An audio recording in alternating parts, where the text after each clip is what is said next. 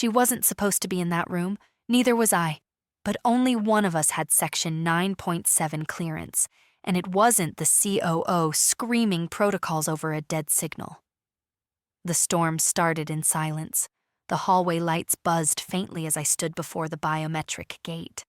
My badge, a flat silver square etched with a rotating cipher, gleamed under the retina scanner. No one spoke. No one needed to. They didn't expect me to walk through that door. Not today. Not ever. But Section 9.7 had a different story to tell. Just 2 weeks ago, the clause was buried in the fine print of the firm's legacy compliance manual. A relic, they'd said. Dormant. Irrelevant. Yet somehow my clearance was the only one still active under its provisions. And when the COO tried to override it during a crisis protocol audit, I simply held it up, steady, like a mirror to her rage. She flinched. 2 security officers froze. The elevator behind me dinged softly, unnoticed. Across the glass wall, screens blinked with the Department of Defense's live encryption streams. Chatter the COO had no legal right to decrypt. But I did, because of Section 9.7. The air was so thick with tension, I could hear my own pulse between their clipped breaths. The irony? This was the same woman who once told me to stay in my lane. Her voice, syrupy and dismissive, still echoed from that HR review when she said I lacked visibility for promotion. And now here she was, blocking the screen with her arms spread wide like a human firewall. "Not your access zone," she hissed, fingers twitching toward the security panel. But the system had already made its decision. The screen split into a grid of cascading verifications. DOD, internal, external, black layer. One by one, digital seals blinked green. And then the final line. Authorized, licensee, EGR, valid section 9.7. 2 analysts behind her stared at the screen, wide-eyed. I could almost hear the gulp in the room. She turned, lips parted, scrambling to pull rank with noise. Something about chain of command, emergency overrides, internal review. I didn't listen. My eyes were on the footage loading on the far right monitor, flagged metadata, encrypted correspondence, and one file that made my stomach drop. I tapped the screen. "That's why you didn't want me in." Her face paled. 2 months of late-night work, piecing together half-deleted logs and procurement trails, had finally come to this. I wasn't just looking at a leak. It was a full system bypass, one only someone at her level could have authorized, or covered up. The micro-drone footage, the phantom server access, the rerouted procurement, everything I'd traced but couldn't pin. It was all here. I didn't need to raise my voice. I just looked at her and said calmly, "DOD will want to see this. You've got about 6 hours before they confirm what I already know." And I left her there, motionless, jaw clenched, while her own team watched the evidence scroll past her shoulder. She didn't stop me. She couldn't. But I knew this was just the beginning. Clearance doesn't lie. People do. The conference room smelled like antiseptic and betrayal. Frosted glass muted the outside chaos. Footsteps, buzzing notifications, distant tension masked by fluorescent calm. Inside, I sat at the edge of the 12-seat obsidian table. No one else dared to take the head seat. That had always been hers, the COO's, until today. 3 senior auditors flanked the left side, DOD appointed, their badges stitched directly into their lapels. Across from them, legal, firm side, neutral in name, skittish in posture. They avoided eye contact, not with me, but with the chair to my right, empty. "She's on her way," someone mumbled. No one acknowledged it.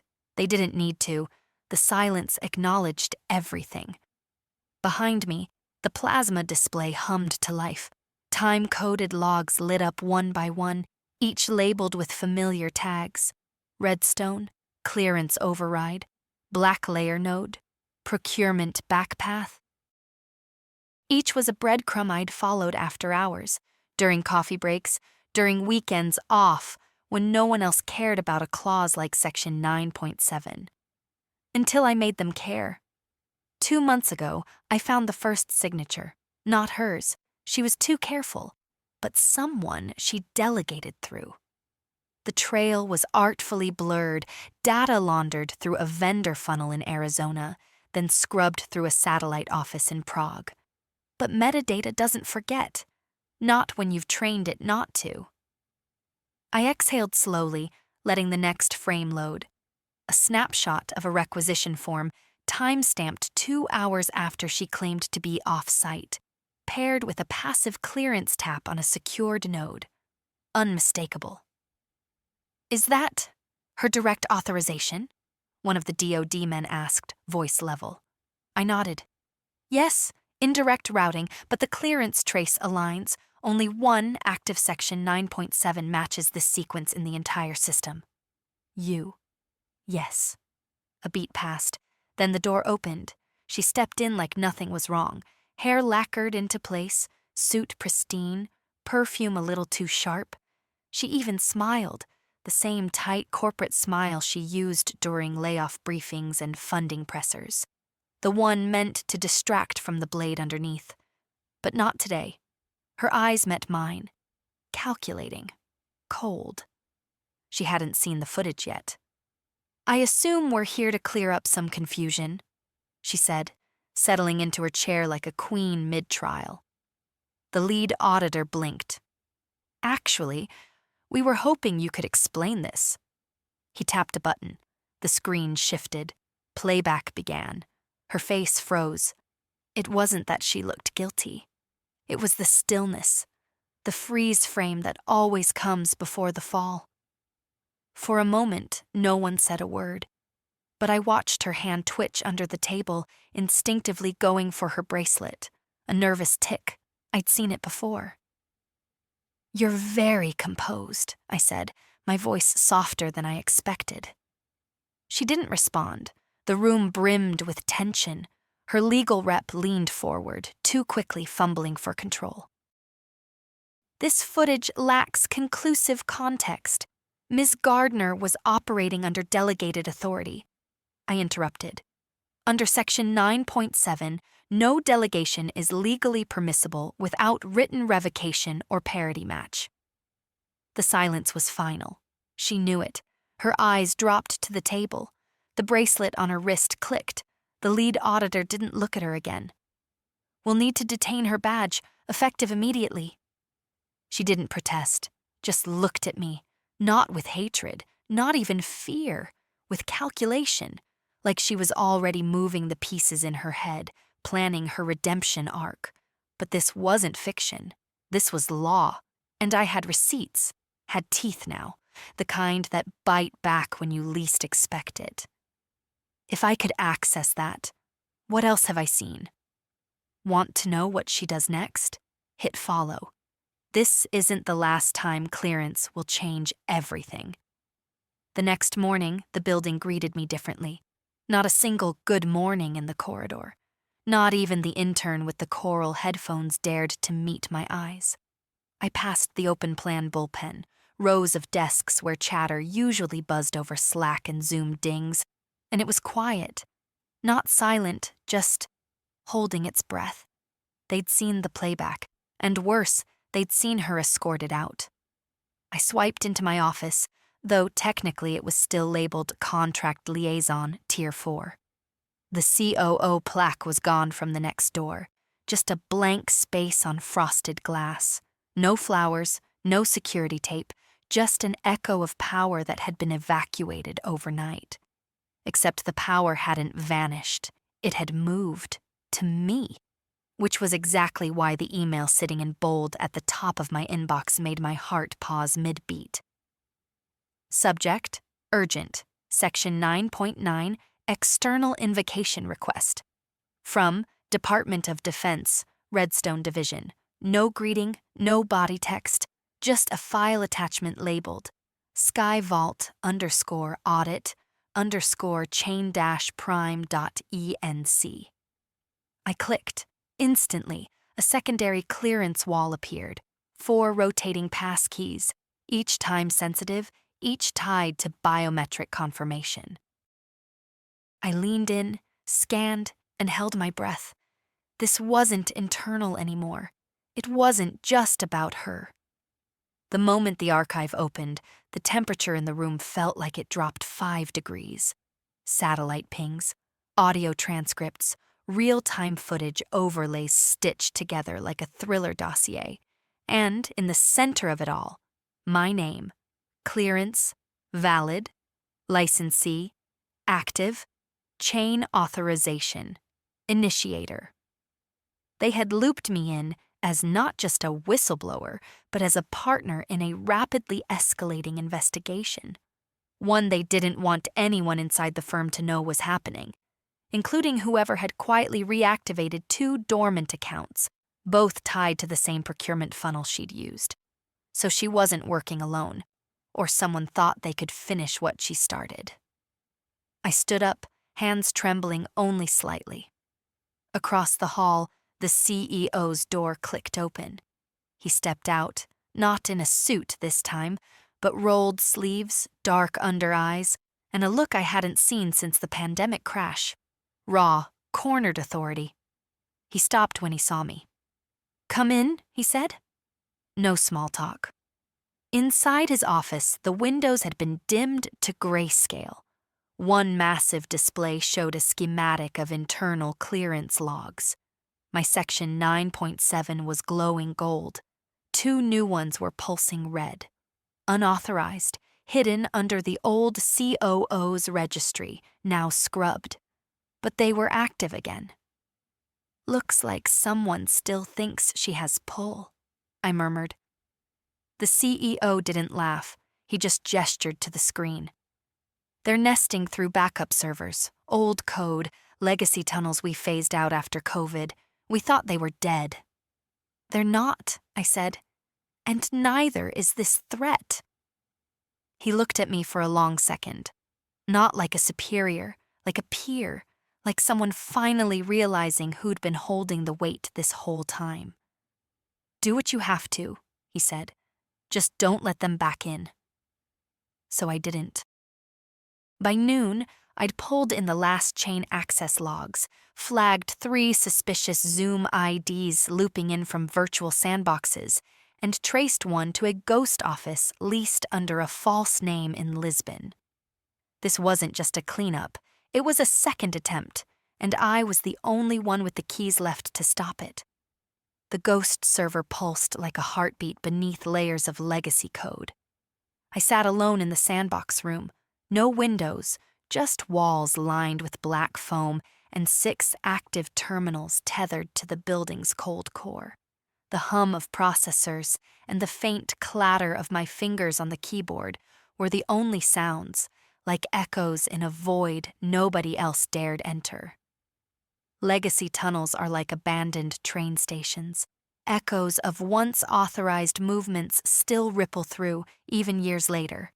Especially when someone with just enough arrogance, tries to rewire them in the shadows. And this one had her fingerprints. Not direct, of course. That would be too easy. But the data packets, encrypted using an old, revoked clearance structure labeled Cascade Tier C, carried her coding rhythm. The same pseudo-time delay she used in procurement pings. A subtle signature, a heartbeat in code. Except this time, someone else was copying her rhythm. A mimic. They were rerouting old authorizations through offshore staging points, Cyprus, Taiwan, and one through an AWS clone node that shouldn't have existed anymore. Someone had gone spelunking through the firm's architectural rot and stitched together a new doorway. And they wanted me to find it.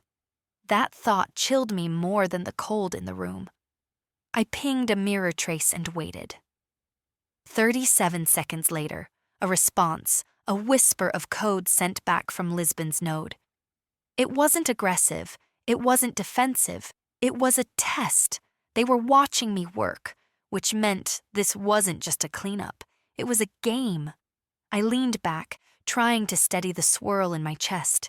Someone inside the firm had more than access. They had intent. Coordinated, deliberate, invisible until now. I scanned deeper, past the vendor logs and VPN masks, until I found a single line of text embedded deep in the code. You weren't supposed to survive Section 9.7. My hands froze. That wasn't mimicry. That was personal. I stared at it, heart thudding, and typed back, "Neither were you," and hit enter. Then I stood up, walked to the biometric override panel on the wall, and initiated a Level 3 lockdown on the entire procurement interface. The system resisted, just for a second, before folding. My clearance cut through like a scalpel. The firm would notice soon. The mimics would notice faster. But I was done playing defense.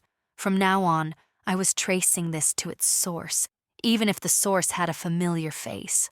There's a peculiar silence in war rooms, not the loud kind filled with barked orders, but the quiet hum of decisive people not blinking. That's where I was now. The firm's emergency operations center sat 3 floors underground, hidden, shielded.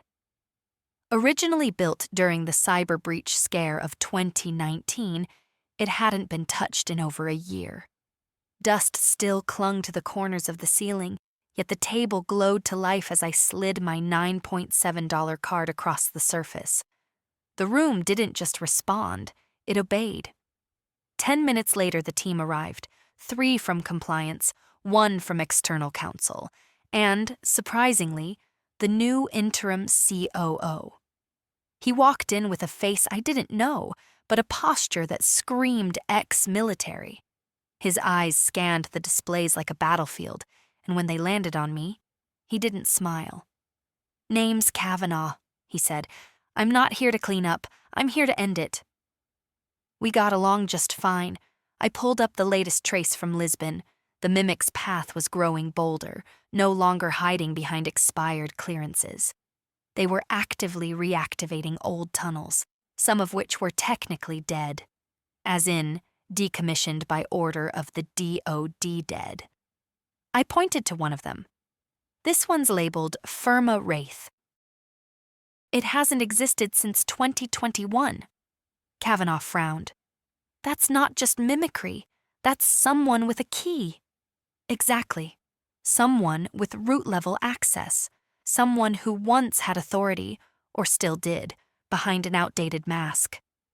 I dropped the next slide on the table.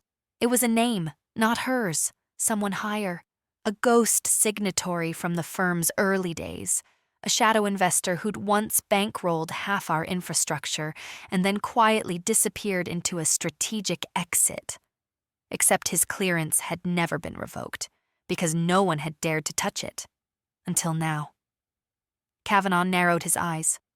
So he's the mimic? Maybe. Or maybe he's the puppet. But either way, he's the signature behind the tunnel. The rest of the room was silent. I stood slowly and walked to the room's encrypted terminal. 1 swipe, 1 retina scan. I opened a line to the DOD again. This time, not Redstone. This time, black layer. I typed a single message. Section 9.7 complicit vector confirmed. Proceeding to Wraith trigger protocol. Need silent clearance revocation order. The reply came back in under 90 seconds. Proceed. Wraith node detonation authorized. Kavanaugh looked at me. You sure you want to pull that pin? Yes. Because if I didn't, someone else would. And they wouldn't aim as clean. The detonation wasn't explosive. It was quiet, surgical. At 3:12 a.m., the Wraith node flickered offline. No alarms, no alerts, just a silent extinction of access so deep that even the mirrors stopped reflecting. Within seconds, the mimic's tunnels began collapsing. One after another, Lisbon went dark. Cyprus blinked once, then disappeared. Taiwan held on the longest, pulsing like a dying star before succumbing to protocol decay. And in that darkness, something surfaced. A final packet, fragmented, unlabeled, like a message in a bottle that had finally breached the tide. I caught it before it vanished. Back in the ops room, I decrypted the file under blacklight protocols. The metadata was corrupted, intentionally smeared, but one line stayed intact, raw, not masked, as if someone wanted it seen. Termination clause, section 9.7-B, contingency failsafe, initiate licensee null. I stared at it, cold pressing into my bones. This wasn't an override for her. This was an order to remove me, the licensee, me. The mimic hadn't just tried to break the system, they'd triggered a clause designed to erase the last person with legitimate access, in case Section 9.7 ever became a threat. It was written at the infrastructure level, likely decades ago. A quiet kill switch. And now, it was awake, a failsafe woven into the very framework that had protected me. Now it hunted me. I leaned back, the room swaying slightly, and felt something shift inside me. A memory surfaced, the day I signed the clearance acknowledgement years ago. I'd been so proud, so naive. I remembered the way she smiled when I inked it, like she already knew. Because she did. This was never about access. It was about timing. Kavanaugh re-entered, holding a secure tablet. We got a hit. Someone's trying to trigger a biometric reset through an old HR relay node. They're trying to wipe your clearance. I met his eyes. Then we beat them to it. He hesitated. You mean, kill your own access? No, I said, voice steady. We fragment it, divide Section 9.7 into shadow segments across nodes they can't trace, turn the licensee into a ghost signature. That's dangerous. So is being the last light in a blackout. He didn't argue. By 4 a.m., I had done it. Section 9.7 was no longer a line of access. It was a web, a dispersed set of triggers only I could navigate, and only partially. I'd become a phantom in the system I once trusted. But if they couldn't see me, they couldn't erase me. At 5:17 a.m., the building began to hum. Not the usual electric murmur of servers or HVAC sighs. This was different. A low-frequency vibration, barely perceptible, crawling up from the foundations like a heartbeat you weren't supposed to notice. The security lighting flickered once, then settled. My clearance no longer showed gold on internal systems. It showed nothing, blank, invisible, just how I needed it, just how they feared it. I had become untraceable by their own design. Across the firm, the Mimic's agents were scrambling. I could feel it in the network delays, the frantic shuffling of firewall hierarchies, the desperate attempts to isolate procurement records tied to long-defunct shell vendors.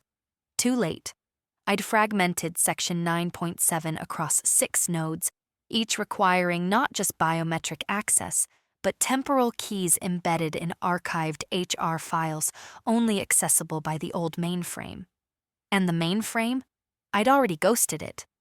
1 floor above, in the old records room, I found the printed logs, hard copy only. No digital trail. They smelled of dust and irony. Inside the binder labeled Retired Licensee Protocols, Internal, I found a name I hadn't expected. Mine. Stamped 6 months ago.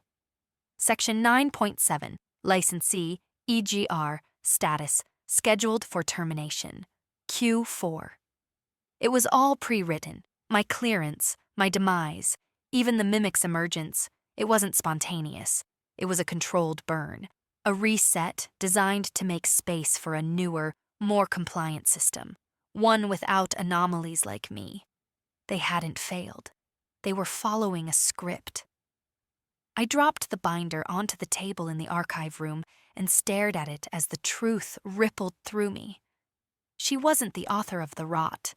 She was just the first domino. The real threat was older, institutional. written into bylaws no one had read since the firm transitioned into defense-certified procurement. And whoever wrote those bylaws still had access. Back downstairs, Kavanaugh sent me a silent ping. Level 4 security sync initiated. You triggered something. I responded with one line. They did. I'm just lighting the path. At 6:03 a.m., I walked into the CEO's office again. He didn't look surprised. You found it, he said. I found them, I corrected, and laid the binder on his desk. We're not dealing with one rogue clearance, I added. We're dealing with an architecture designed to erase anyone who sees too much. You know what that means? He exhaled slowly. That means they'll come for you next. He nodded, quiet, resigned, and then, almost to himself, good thing I don't exist in the system anymore either. My breath caught. I looked up at him, and for the first time, I wasn't sure who was playing whom. The rain started as I left the building. Not metaphorical rain, real, cold, metallic. The kind that made concrete glisten like a mirror and made you question if the world had always been gray, or if it was just today. My breath fogged the air in short bursts as I crossed the plaza, the binder sealed in a black carbon case clutched tightly under one arm. Behind me, the firm still glowed like a sleeping machine. Beautiful, deadly, quiet. They thought it was over. They thought a ghost signature couldn't leave footprints. But I wasn't trying to hide anymore. I took the metro, not because I had to, but because I wanted to feel the ground shake under me. I wanted the noise, the publicness. No more war rooms and biometric sanctuaries, just people, life, screaming babies, spilled coffee, things that couldn't be scrubbed by compliance. That's when I saw him. Platform 2, tan coat, leather gloves, no umbrella, despite the storm. He wasn't looking at me, but no one's that still in a crowd unless they're waiting for something. Or someone. I didn't flinch. I didn't change direction. Instead, I walked straight past him, eyes forward, like I'd never seen the ghost before. But inside, my pulse tapped out a different rhythm. They'd escalated, not digitally, physically. My comms buzzed a silent notification. Unauthorized trace attempt on node 3/GPS offset by 27 meters.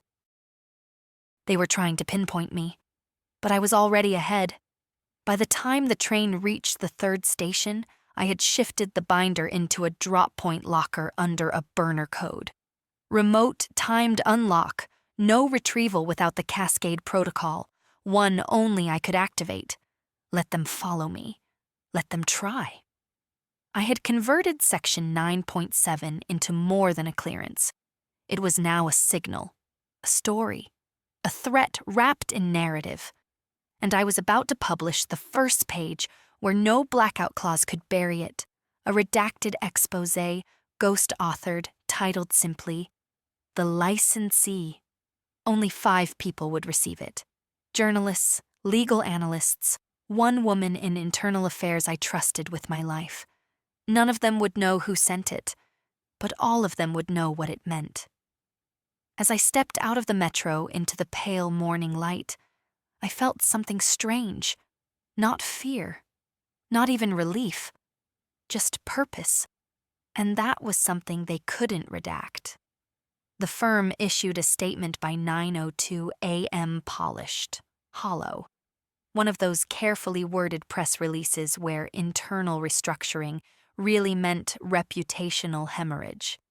They used phrases like strategic realignment and legacy compliance review, burying the truth beneath a layer of plausible deniability so thick it practically glittered. But it didn't matter anymore. The file had dropped, not into the press, not into public inboxes, but into 5 isolated drives, all stored in physical safes with no digital line-in.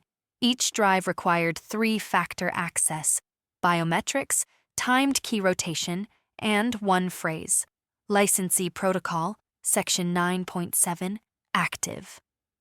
I watched from a rooftop across the river, coffee cooling in my hand.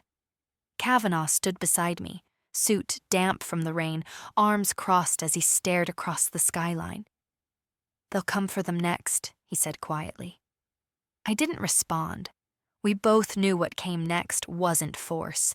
It was silence, lawsuits, backroom offers, golden cages with padded NDAs.